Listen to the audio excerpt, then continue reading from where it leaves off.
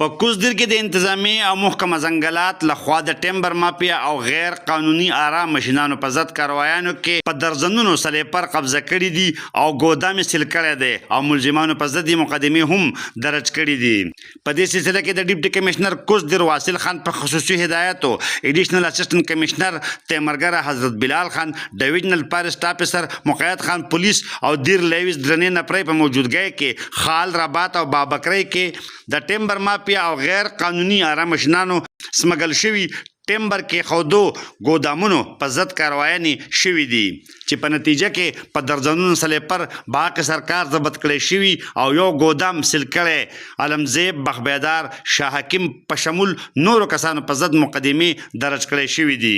د کاروای په دوران کې بابکري کې د فارسټ او لیویز مشترکه چیک پوسټ هم قایم کړی شوی دی. یاد دی وی چې د سیلګرۍ مقام لړم ټاپ خال پله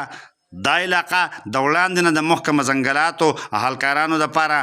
نوګو ایریا حسابېده او دې کې موجود ټیمبر سمګلینګ کې